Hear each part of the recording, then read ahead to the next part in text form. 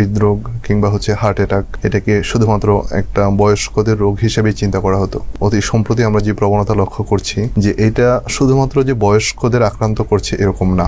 একদল মনে করে যে বুকে কোনো ধরনের কোনো সমস্যা হইলেই সেটা হার্টের ব্যথা এবং এটা নিয়ে সে আসলে প্রচন্ড রকমের অস্থির হয়ে যায়। আরেক দল গ্রুপকে পাই যে কোনো ধরনের বুকে ব্যথাই হোক না কেন সেটাকে ইগনোর করে যায়, সে ধরনের যে এটা হচ্ছে গ্যাসের সমস্যা বা এটা কোনো সমস্যা না। এই দুইটা চূড়ান্ত এক্সেসই হচ্ছে ক্ষতিকর। এখনকার যে তরুণ প্রজন্ম তারা প্রচুর পরিমাণে জাঙ্ক ফুড, তারপর কোমল পানীয় এগুলার দিকে ঝোঁক প্রবণতা বেশি। যে স্বাস্থ্যকর এবং পুষ্টিকর খাবার যেরকম ধরেন শাকসবজি, মাছ কিংবা ডাল কিংবা বাসায় সুষম খাদ্য খাওয়া, এই টেন্ডেন্সি থেকে আস্তে আস্তে তরুণদের যে খাদ্যাভ্যাস এটা একটা প্যারাডাইম শিফট হয়ে গেছে। শুধুমাত্র হৃদরোগে আক্রান্ত হয়ে গেলে যে সচেতন হবে ব্যাপারটা এরকম না, বরঞ্চ ভবিষ্যতে হৃদযন্ত্রকে সঠিক রাখার জন্য, সচল রাখার জন্য এখন থেকে সচেতন হওয়া উচিত। তো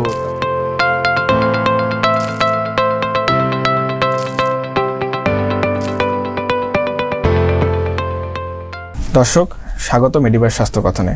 আপনাদের সাথে আছি আমি আব্দুর রহমান। একসময় হৃদরোগকে শুধুমাত্রই বয়স্কদের রোগ হিসেবে ভাবা হতো, কিন্তু দিন দিন সে ধারণা পাল্টে যাচ্ছে। এটি বর্তমানে তরুণদের মধ্যে লক্ষ্য করা যাচ্ছে। এই গুরুত্বপূর্ণ বিষয়ে কথা বলার জন্য আজকে আমাদের সাথে আছেন ডাক্তার মোহাম্মদ মেহেদী হাসান, সহকারী অধ্যাপক, কার্ডিওলজি, জাতীয় হৃদরোগ ইনস্টিটিউট ও হাসপাতাল।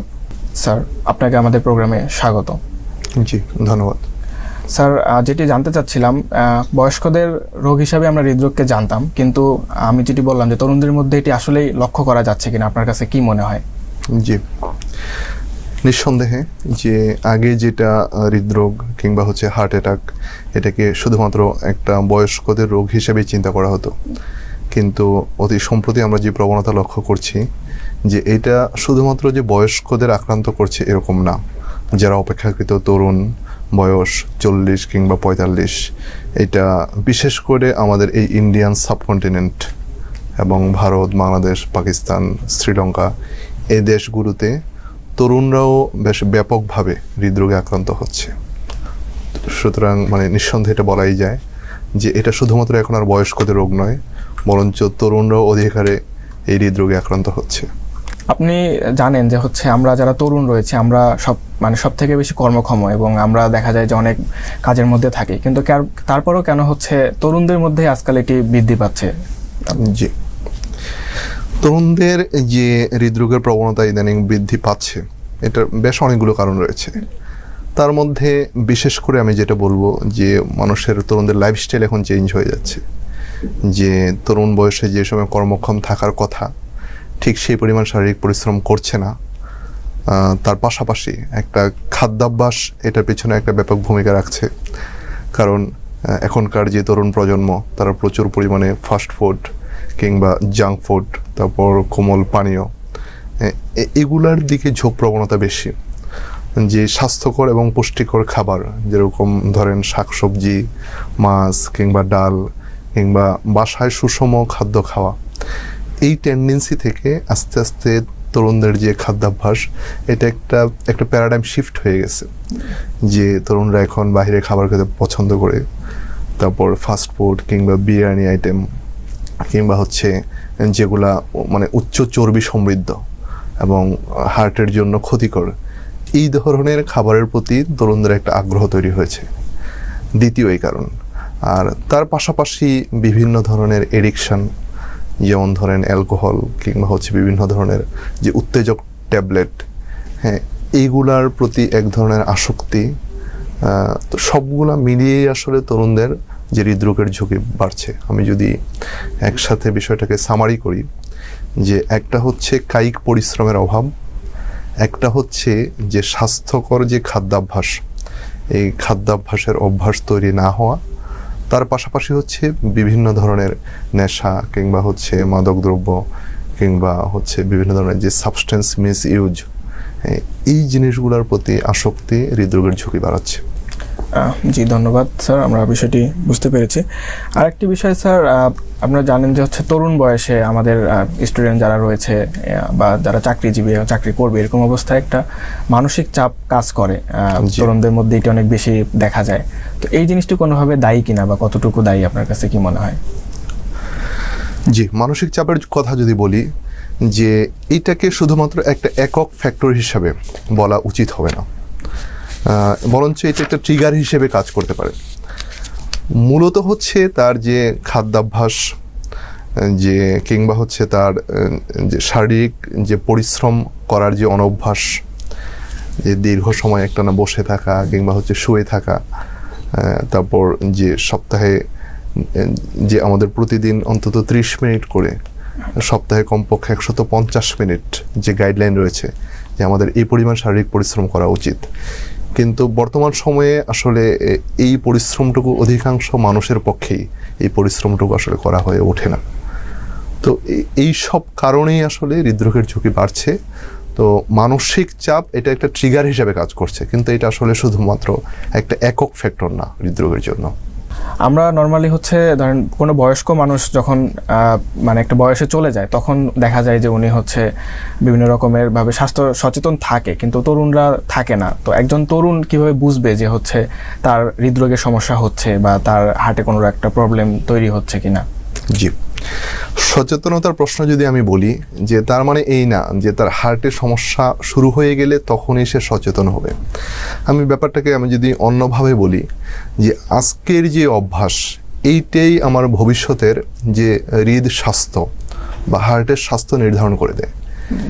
এখন আমি যদি ওই অভ্যাসগুলোতে অভ্যস্ত হয়ে যাই যেগুলো হার্টের জন্য ক্ষতিকর, এটা ঠিক এই মুহূর্তে হয়তো আমাকে আক্রান্ত করছে না, কিন্তু বয়স যখন 40 হবে কিংবা 45 হবে কিংবা 50 হবে, আজকের অভ্যাসে কিন্তু তার ভবিষ্যতের যে হার্টে বড় ধরনের কোনো সমস্যার কারণ হতে পারে। সুতরাং আমি বলবো যে শুধুমাত্র হৃদরোগে আক্রান্ত হয়ে গেলে যে সচেতন হবে ব্যাপারটা এরকম না, বরঞ্চ ভবিষ্যতে হৃদযন্ত্রকে সঠিক রাখার জন্য, সচল রাখার জন্য এখন থেকে সচেতন হওয়া উচিত।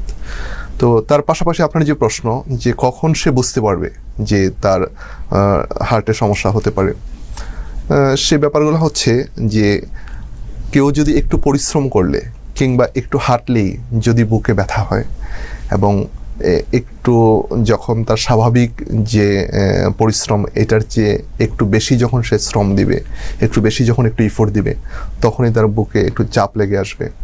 এবং এই যে চাপ লেগে আসা, এটার সাথে তার একটু হালকা শ্বাসকষ্ট হতে পারে, অস্বস্তি হতে পারে, তার মুখ ধরফর করতে পারে, শরীরে হালকা ঘাম হতে পারে, এবং সবচেয়ে যে স্ট্রাইকিং যে বিষয়, যে হাঁটলেই যে তার বুকে একটু চাপ হচ্ছে কিংবা ব্যথা হচ্ছে, যখনই সে একটু দাঁড়াবে কিংবা হাঁটার স্পিড কমিয়ে দিবে, তখনই কিন্তু তার বুকের ব্যথা বা চাপ সেটুকু চলে যাবে। তখনই আসলে একজন তরুণের সতর্ক হয়ে যাওয়া উচিত, যে সচেতন হয়ে যাওয়া উচিত যে আমার হৃৎপিণ্ড ঠিক স্বাভাবিকভাবে আসলে কাজ করছে না। কারণ যদি স্বাভাবিক হতো, তাহলে স্বাভাবিক গতিতে অন্যরা যখন হাঁটে তখন তার যদি বুকে ব্যথা না হয়, তাহলে আমার কেন হবে? মানে নিশ্চয়ই সামথিং ইজ রং। সুতরাং ওই মুহূর্ত থেকেই তার স্বাভাবিকের চেয়ে আরও বেশি সতর্ক হয়ে যাওয়া উচিত, এবং আমি বলবো অবশ্যই একজন স্পেশালিস্টের একজন ওপিনিয়ন নেওয়া উচিত। স্যার, আরেকটি বিষয় যেটি জানতে চাচ্ছিলাম যে আসলে বুক ব্যথা মানেই কি আসলে হার্টের সমস্যা কিনা? আমরা অনেক সময় দেখি যে গ্যাসের প্রবলেম হয়, মানে অনেকে ভাবে যে গ্যাসের প্রবলেম হয়েছে না হার্টের প্রবলেম হয়েছে, দুশ্চিন্তায় ভোগে। আসলে বুক ব্যথা মানেই হার্টের সমস্যা কিনা, এই বিষয়ে আপনার কোনো মতামত আছে? জি, এটি চমৎকার বিষয়ে অবতারণা করেছেন।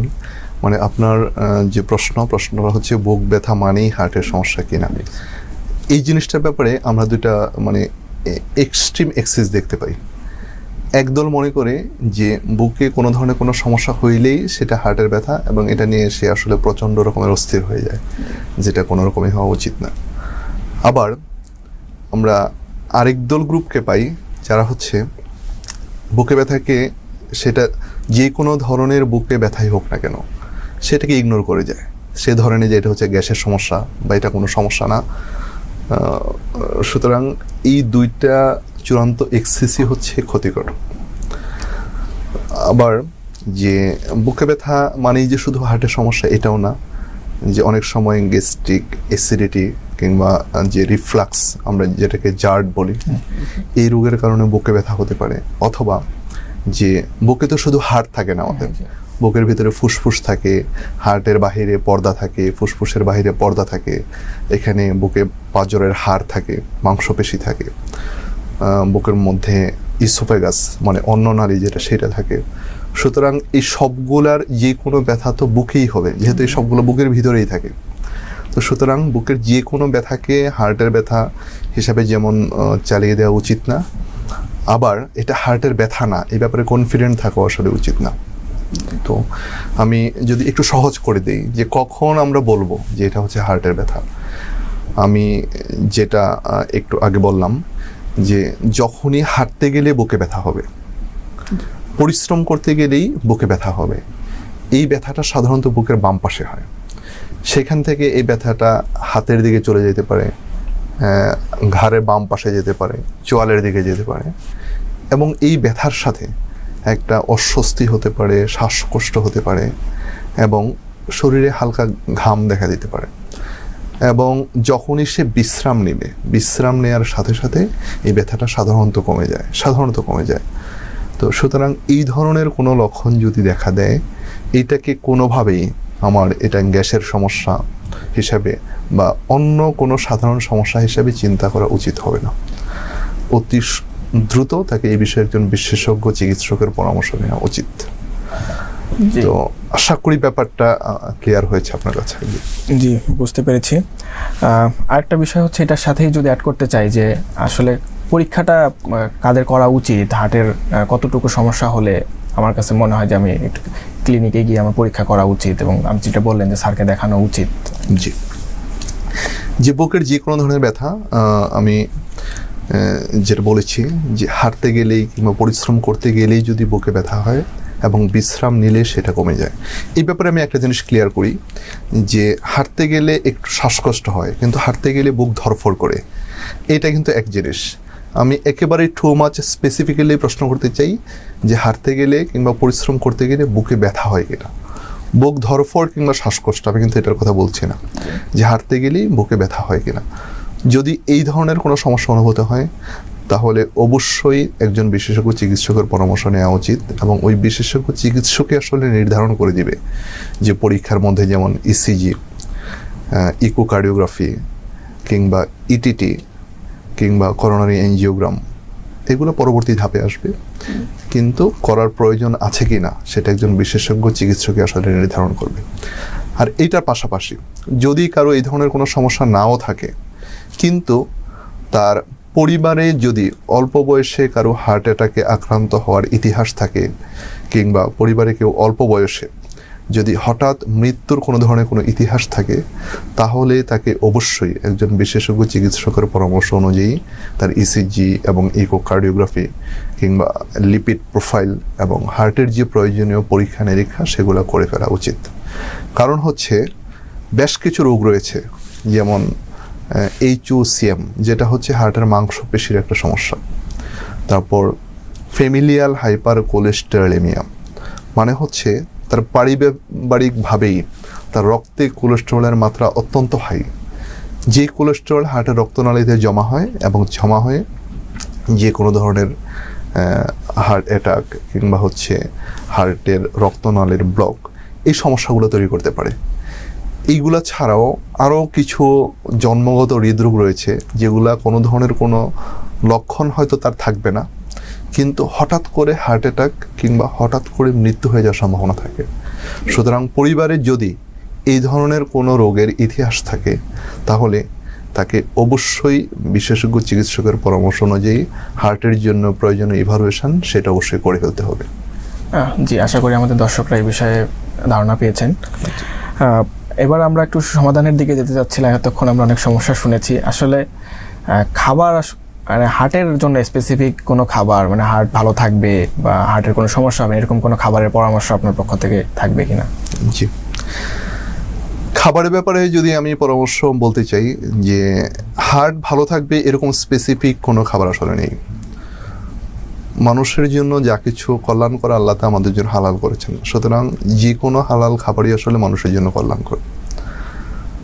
কিন্তু পাশাপাশি কিছু বিষয় আমাদেরকে অবশ্যই খেয়াল রাখতে হবে, যেমন যেই খাবারগুলা অতিরিক্ত তৈলযুক্ত খাবার, অতিরিক্ত চর্বিযুক্ত খাবার, কিংবা যেই খাবারগুলোতে ট্রান্সফ্যাটের পরিমাণ অনেক বেশি, যেমন যে কোনো ধরনের ফাস্টফুড, কোমল পানীয় কিংবা তেলে ভাজা খাবার যেমন সিঙ্গারা কিংবা সমোচা, তারপর চকোলেট, পেস্ট্রি, কেক, আইসক্রিম কিংবা বিরিয়ানি জাতীয় যে খাবার, এই খাবারগুলা অবশ্যই অতিরিক্ত পরিমাণে খাওয়া পরিহার করা উচিত।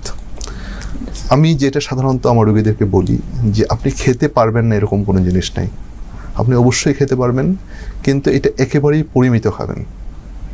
যেমন যে কোনো জিনিস আসলে অতিরিক্ত খাওয়া উচিত না, যেমন ভাত কিংবা রুটি, হ্যাঁ, এগুলো তো আমাদের দৈনন্দিন স্বাভাবিক খাবার, কিন্তু এইগুলো যখন অতিরিক্ত গ্রহণ করি তখন কিন্তু এটা আমার জন্য বিষ হতে পারে।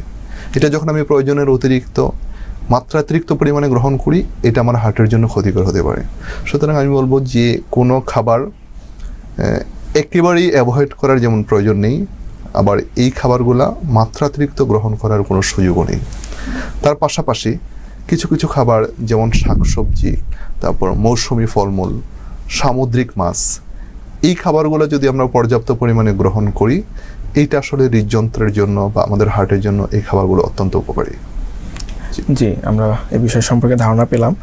এখন আরেকটা বিষয়, সেটি হচ্ছে যে তরুণরা অনেক সময় দেখা যায় যে ব্যায়ামের মধ্যে থাকে, মানে জিম করে বা নর্মালি ব্যায়ামের মধ্যে থাকে। আসলে ব্যায়ামটুকু আসলে কতটুকু প্রয়োজন এবং কতটুকু হচ্ছে যে কোন এক্সারসাইজ করলে সমস্যা হবে কিনা? জি, হ্যাঁ, যে কোনো জিনিস আসলে অতিরিক্ত ক্ষতিকর, সেটা খাবার হোক কিংবা ব্যায়াম হোক। যেমন আমি যদি একটা গল্প বলি, যে আমার একজন পেশেন্ট আমার কাছে এসেছে, উনি আমার পরিচিত, আমার যে 1 থেকে 2 বছরের সিনিয়র, কিন্তু ওনার ব্যায়াম করা হচ্ছে ওনার স্বভাব, হ্যাঁ, ওনার এটা অভ্যাসে পরিণত হয়ে গিয়েছে, উনি ব্যায়াম করতে ভালোবাসেন। তো উনি একদিন আধা ঘন্টা ব্যায়াম করলেন, তারপর ওনার ভালো লাগতেছে, আরও আধা ঘন্টা ব্যায়াম করলেন, তারপর কিন্তু হঠাৎ করে ওনার বুকে ব্যথা শুরু হয়ে গেছে। উনি কিন্তু লাইফস্টাইল খুবই স্বাভাবিক, জীবনযাত্রা খুবই পরিমিত, নিয়মিত ব্যায়াম করেন, খাবার দাবার গ্রহণেও পরিমিত, কখনো ধূমপান করেন না, কিন্তু একদিন অতিরিক্ত পরিমাণে ব্যায়াম করতে গিয়ে উনি কিন্তু হার্ট অ্যাটাকে আক্রান্ত হয়েছেন। সুতরাং সব কিছুর একটা পরিমিত বোধের মধ্যে থাকা উচিত, আমি যেটা মনে করি। যে এই ক্ষেত্রে আমাদের যে গাইডলাইনে বলা হয়েছে যে সপ্তাহে কমপক্ষে 150 মিনিট, সপ্তাহে কমপক্ষে 5 দিন, প্রতিদিন 30 মিনিট করে, সপ্তাহে 5 দিন 150 মিনিট। এইটা হচ্ছে একটা স্ট্যান্ডার্ড এক্সারসাইজ। এই সময়টাতে উনি স্বাভাবিকের চেয়ে একটু দ্রুত গতিতে হাঁটবেন, অথবা সাইক্লিং করবেন, অথবা সাঁতার কাটবেন। আর কেউ যদি ভিগোরাস এক্সারসাইজ করেন, এটা হার্টের জন্য স্ট্যান্ডার্ড প্রটোকল হচ্ছে সপ্তাহে 75 থেকে 100 মিনিট। যদি কেউ ভিগোরাস মানে প্রচণ্ড পরিমাণে এক্সারসাইজ করেন, তাহলে সেটা 75 থেকে 100 মিনিট সপ্তাহে, সেটাই যথেষ্ট। আর এগুলোর পাশাপাশি কেউ যদি খাবার দাবার একেবারে সীমিত আকারে গ্রহণ করেন, যে প্রয়োজনের যে একটু কম খান, স্বাভাবিক যে খাবার গ্রহণে মানুষের যে টেন্ডেন্সি, এটা একটু কম করে খান এবং এই নির্দিষ্ট সময়টুকু ব্যায়াম করতে পারেন, এইটাই তার হার্টকে আসলে ভালো রাখার জন্য যথেষ্ট। ধন্যবাদ স্যার, আমরা এই বিষয় সম্পর্কে আইডিয়া পেলাম। এখন একটি বিষয় জানতে চাচ্ছিলাম যে একটা তরুণের যদি কোলেস্টেরল কিংবা ব্লাড প্রেশার এরকম কোনো রোগগুলো দেখা গেল এবং সেটা থেকে পরবর্তীতে হচ্ছে যে সে শুধু ওষুধ খেয়েই আসলে ঠিক করবে, না অন্য কোনো পরিবর্তন সাধিত, মানে পরিবর্তন করলে তার এই জিনিসগুলো ঠিক হওয়ার চান্স আছে কিনা?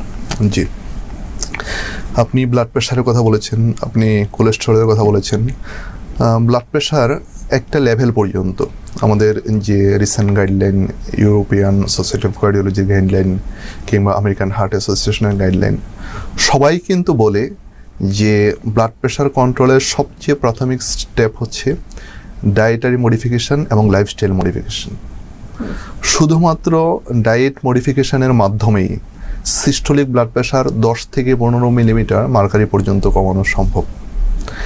এবং বলা হচ্ছে যে ব্লাড প্রেশার একটা নির্দিষ্ট মাত্রার উপরে না গেলে, মানে অনেক বেশি যদি না হয়ে যায়, কিংবা তার ব্লাড প্রেশার যদি ধরেন তার বডির যে অর্গান যেগুলো ক্ষতি করতে থাকে, যেমন কারো যদি দীর্ঘদিন অনিয়ন্ত্রিত ব্লাড প্রেশার থাকে, এটা মানুষের ব্রেইনের ক্ষতি করে, চোখের ক্ষতি করে, হার্টের ক্ষতি করে, কিডনির ক্ষতি করে, রক্তনালীর ক্ষতি করে। এই ক্ষতিগুলো যদি তার অলরেডি না হয়ে যায়, তাহলে তার জন্য শুধুমাত্র ডায়েট মডিফিকেশান এবং লাইফস্টাইল চেঞ্জ, এই দুইটাই যথেষ্ট। এবং এইভাবে কেউ যদি 3 মাস তার ডায়েট কন্ট্রোল করতে পারে, একটা হেলদি ওয়েট তার গেইন করতে পারে। হেলদি ওয়েট গেইন মানে হচ্ছে যে তার যে টার্গেট বিএমআই, হ্যাঁ, বিএমআই এর মধ্যে ধীরে ধীরে নিয়ে আসার জন্য চেষ্টা করা। যদি ওয়েট লস করতে পারে এবং খাবার থেকে তার অতিরিক্ত লবণ কিংবা অতিরিক্ত তেলযুক্ত খাবার, অতিরিক্ত চর্বিযুক্ত খাবার, এই খাবারগুলো যদি বাদ দিতে পারে এবং প্রতি সপ্তাহে যে 150 মিনিট, প্রতিদিন 30 মিনিট করে সপ্তাহে 5 দিন কেউ যদি এই ব্যায়ামটুকু কন্টিনিউ করতে পারে, অনেকেরই শুধুমাত্র এই দুইটার মাধ্যমেই ব্লাড প্রেশার পরিপূর্ণরূপে নিয়ন্ত্রণ করা সম্ভব। তার জন্য হয়তো আর ঔষধ নাও লাগতে পারে। আমরা সাধারণত বলি যে 1 মাস পরে আমরা একটা ফলো আপ করতে চাই। এরকম আমরা প্র্যাকটিক্যালিও অনেক পেশেন্ট পাই যারা শুধুমাত্র তার ডায়েট কন্ট্রোল, তার ওয়েট লস এবং লাইফস্টাইল মডিফিকেশান, এই তিনটার মাধ্যমে তার ব্লাড প্রেশারকে পুরোপুরিভাবে নিয়ন্ত্রণ করতে পেরেছেন। একই কথা প্রযোজ্য হচ্ছে কোলেস্টেরলের ক্ষেত্রেও। কোলেস্টেরল তার যদি একটা নির্দিষ্ট লেভেলের বেশি না যায়, সামান্য বেশি, তাহলে সেইটাও শুধুমাত্র ডায়েট এবং লাইফস্টাইল মডিফিকেশনের মাধ্যমে সেটা নিয়ন্ত্রণ করা সম্ভব। কিন্তু এটা আসলে একটা চূড়ান্ত কথা না। কারো ব্লাড প্রেশার যদি অনেক বেশি থাকে, কারো এলডিএল যে কোলেস্টেরল, এটার পরিমাণ যদি অনেক বেশি থাকে, তাহলে তার জন্য শুধুমাত্র ডায়েট এবং লাইফস্টাইল চেঞ্জেস এই দুইটা যথেষ্ট হবে না। তাকে আমরা অবশ্যই তাকে মেডিকেশনসের মধ্য দিয়ে যেতে হবে, তাকে আমরা কিছু ঔষধ প্রেসক্রাইব করব। আপনার কাছে আরেকটি বিষয় নিয়ে জানার ইচ্ছা, সেটা হচ্ছে যে কারোর ইকো নর্মাল হলেই তার হার্টটা নর্মাল কিনা। অনেক পেশেন্ট দেখা যায় শুধু রিপোর্টে নর্মাল আসে, তারা মনে করে হার্টটা নর্মাল। এই বিষয়ে স্যার? জি, আসলে একটা বিষয়ে আমাদের যে অনেকের একটা ভুল ধারণা কাজ করে যে একটা ইসিজি কিংবা একটা ইকো যদি নর্মাল হয়, তাহলে সে ভেবে নেয় যে আমার হার্ট মনে হয় নর্মাল, যে হার্টে মনে হয় আর কোনো ধরনের কোনো সমস্যা নেই। আসলে ব্যাপারটা একেবারেই সঠিক না। যে হার্টে তার সমস্যা আছে কিনা, এটা আসলে অনেকগুলো বিষয় মিলিয়ে আমরা নির্ধারণ করি। যে রোগীর সাথে আমরা যে কথা বললাম, তার যে লক্ষণ, তার যে কোনো ধরনের কোনো রিস্ক ফ্যাক্টরস সেগুলো রয়েছে কিনা, তার পারিবারিক ইতিহাস রয়েছে কিনা, তার বুকে যে ব্যথা, এই ব্যথার প্যাটার্নটা কেমন, এই সব কিছু মিলিয়ে যদি আমরা ধরে নিই যে তার এটা হার্টের সমস্যা, তারপরেও কিন্তু ইসিজি এবং ইকো নর্মাল হতে পারে। ইসিজি ইকো নর্মাল থাকার পরেও আমরা অধিকাংশ ক্ষেত্রে ডায়াগনোসিস করি যে সমস্যাটা হার্টেরই। এটা সামগ্রিক কিছু মিলিয়ে আমাদের একটা ডায়াগনোসিস। যে এই কারণে শুধুমাত্র একটা রিপোর্টের উপর ভিত্তি করে বলার কোনো ধরনের কোনো সুযোগ নেই যে হার্টের সমস্যা আছে কিংবা নাই। আচ্ছা স্যার, এটার সাথে আরেকটা জানতে চাচ্ছি, সেটা হচ্ছে যে কেউ লিপিড প্রোফাইল শুধু করে নিয়ে আসলো, দেখা লিপিড প্রোফাইলের সমস্যা কিংবা লিপিড প্রোফাইল ঠিক আছে, এটা দিয়ে আমরা বুঝতে পারবো কিনা যে তার হার্ট নর্মাল আছে কিনা বা সে সুস্থ আছে কিনা? জি হ্যাঁ, এরকমও আমরা অনেক পেশেন্ট পাই যারা বুকে ব্যথার জন্য একটা লিপিড প্রোফাইল করে আমাদের চেম্বারে আসেন এবং ভাবেন যে তার কোলেস্টেরল একটু বেশি, এটা কারণে হয়তো তার বুকে ব্যথা হচ্ছে। ব্যাপারটা আসলে একেবারেই যৌক্তিক না যে লিপিড প্রোফাইলে কোলেস্টেরল বেশি হলেই যে তার হার্টের সমস্যা হয়ে গেছে অলরেডি, এইটার যেমন কোনো যৌক্তিকতা নেই। আবার লিপিড প্রোফাইল যদি নর্মাল থাকলেও তার হার্টের সমস্যা নেই, সেইটার আসলে যৌক্তিকতা নেই। লিপিড প্রোফাইল যে অ্যাবনর্মাল, এটা যে হার্টের রক্তনালী সমস্যার যে অনেকগুলো রিস্ক ফ্যাক্টর থাকে, যেমন ডায়াবেটিস একটা রিস্ক ফ্যাক্টর, তার হাইপার টেনশন বা উচ্চ রক্তচাপ, তার যে পারিবারিক ইতিহাস, তার খাদ্যাভ্যাস, তার লাইফস্টাইল, এগুলার মতোই লিপিড প্রোফাইল একটা রিস্ক ফ্যাক্টর। সুতরাং লিপিড প্রোফাইল নর্মাল হলেই যে হার্টে কোনো সমস্যা নেই, আবার লিপিড প্রোফাইল অ্যাবনর্মাল হলেই যে হার্টে সমস্যা, এই দুইটার কোনোটাই আসলে যৌক্তিক না। স্যার, আমরা প্রোগ্রামের একদম শেষে এসেছি। আপনার কাছে আমার যেটি একটা পরামর্শ চাচ্ছি একজন তরুণ হিসাবেই, যে একজন তরুণের জন্য আপনি কি পরামর্শ দিবেন যে হৃদরোগ থেকে বেঁচে থাকতে, যে আজকে থেকেই সে মেনে চলবে সেটি এবং হৃদরোগ থেকে বেঁচে থাকতে পারবে? জি, আপনি যদি আমার কাছে একটা চূড়ান্ত কথা চান, তাহলে আমি একজন তরুণের জন্য যে পরামর্শটুকু দিব, যে বয়সকে আপনি আপনার চূড়ান্ত নিরাপত্তা হিসেবে ভাববেন না। আপনার আজকের অভ্যাসই আপনাকে ডিসাইড করবে যে আপনার ভবিষ্যতের হার্ট কেমন থাকবে। আপনার আজকের যে অভ্যাস, এটা হয়তো আজকে আপনার জন্য ক্ষতিকর না হতে পারে, কিন্তু এখন থেকে 20 থেকে 25 বছর পরে হয়তো এটা আপনার হার্টের জন্য একটা চূড়ান্ত ক্ষতির কারণ হতে পারে। তখন কিন্তু আর পিছনে ফিরে আসার কোনো সুযোগ থাকবে না। সুতরাং আজকেই আপনি আপনার অভ্যাসকে পরিবর্তন করুন। আজকে থেকেই প্রতিদিন কমপক্ষে 30 মিনিট করে, সপ্তাহে কমপক্ষে 5 দিন দ্রুত গতিতে হাঁটা কিংবা ব্যায়াম করা কিংবা সাইক্লিং কিংবা সাঁতার কাটা, এই অভ্যাসটুকু তৈরি করুন। এবং নিজের যে খাদ্যাভ্যাসকে যতটুকু সম্ভব একটা নিয়ন্ত্রণের মধ্যে নিয়ে আসুন। জি, ধন্যবাদ স্যার। আপনার ধন্যবাদ জানাচ্ছি আজকে এই প্রোগ্রামে আসার জন্য এবং আমাদেরকে এই গুরুত্বপূর্ণ বিষয়ে আলোচনা করার জন্য। জি দর্শক, সকলকে ধন্যবাদ জানাচ্ছি এতক্ষণ আমাদের প্রোগ্রামটি দেখার জন্য। আজকের প্রোগ্রাম এখানেই শেষ করছি। আসসালামু আলাইকুম।